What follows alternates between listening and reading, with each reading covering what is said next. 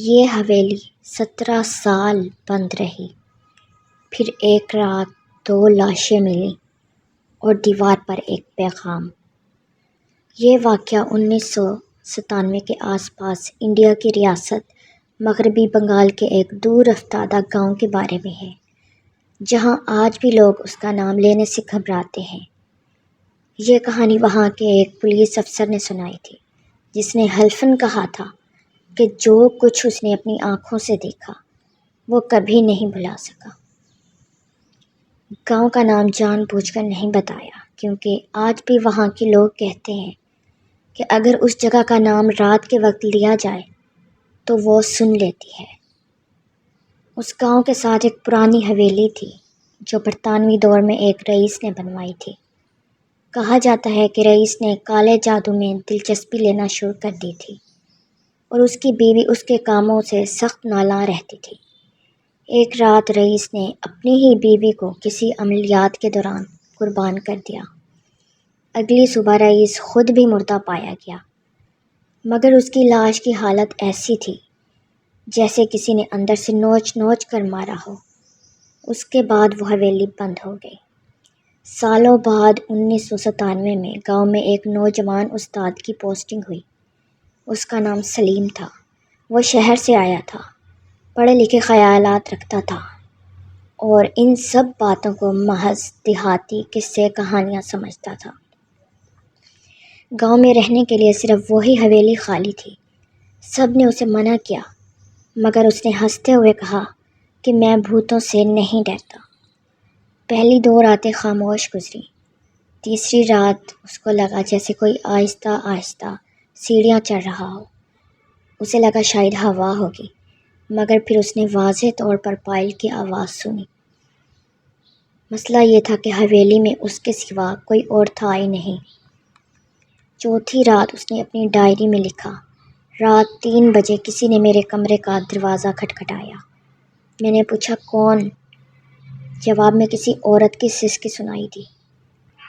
5ویں رات گاؤں کے ایک چرواہے نے دیکھا کہ حویلی کی بالکنی میں ایک عورت کھڑی ہے، سفید ساڑی میں، بال چہرے پر بکھرے ہوئے۔ اس نے قسم کھا کر کہا کہ اس کے پاؤں زمین کو چھو ہی نہیں رہے تھے۔ 6ٹھی رات وہ اصل رات تھی۔ رات تقریباً 2:30 بجے سلیم چیختا ہوا گاؤں کی طرف بھاگا۔ اس کے کپڑے پھٹے ہوئے تھے، آنکھیں باہر کو نکلی ہوئی تھی اور زبان جیسے تالو سے چپک گئی ہو۔ وہ کچھ بول نہیں پا رہا تھا۔ لوگ اسے پکڑ کر لے آئے، پانی پلایا۔ تب کہیں جا کر اس نے ٹوٹے پھوٹے الفاظ میں بتایا، وہ دیوار سے نکلی۔ اس کا چہرہ نہیں تھا، بس آنکھیں تھیں خالی۔ اس نے میرا نام لیا۔ میں نے دروازہ بند کیا تو وہ دروازے کے اندر سے نکل آئی۔ اسی رات پھر پولیس کو بلایا گیا۔ پولیس پارٹی جب حویلی پہنچی تو اندر کا منظر دیکھ کر سب ساکت رہ گئے۔ سلیم کے کمرے کی دیوار پر ناخنوں کے نشانات تھے، جیسے کسی نے دیوار کو نوچا ہو۔ فرش پر بال بکھرے ہوئے تھے اور ایک پرانی ساڑی کا ٹکڑا ملا جو کم از کم 50 سال پرانا تھا۔ سب سے خوفناک چیز وہ آئینہ تھا۔ آئینے پر انگلی سے لکھا تھا، اب تم نے مجھے دیکھ لیا ہے۔ سلیم کو شہر کے ہاسپٹل منتقل کیا گیا۔ 3 دن تک وہ خاموش رہا۔ چوتھے دن اس نے اچانک چیخ ماری اور کہا، وہ میرے پیچھے کھڑی ہے، وہ کہہ رہی ہے میں اکیلا نہیں رہوں گا۔ اسی لمحے اس کا دل بند ہو گیا۔ پوسٹ مارٹم رپورٹ میں موت کی وجہ ہارٹ فیلئر لکھی گئی، مگر ڈاکٹر نے خاموشی سے پولیس افسر کو کہا اس کے جسم پر وہ نشان تھے جو کسی انسان کے نہیں ہو سکتے تھے۔ حویلی کو سرکاری طور پر سیل کر دیا گیا، مگر کہانی یہاں ختم نہیں ہوئی۔ 2014 میں ایک موبائل ٹاور لگانے والی ٹیم نے حویلی کے قریب کام شروع کیا۔ پہلی ہی رات اس کے 2 مزدور غائب ہو گئے۔ صبح ان کی لاشیں حویلی کے پیچھے ملی۔ چہرے پر ایک ہی تاثر تھا، شدید خوف۔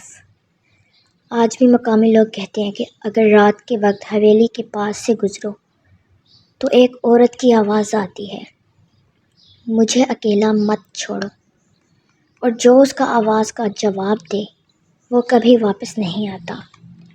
یہ واقعہ انڈیا کی پولیس فائل میں آج بھی موجود ہے، مگر گاؤں کے بوڑھے کہتے ہیں یہ کیس نہیں، ایک بد دعا ہے جو حویلی سے جڑی ہوئی ہے۔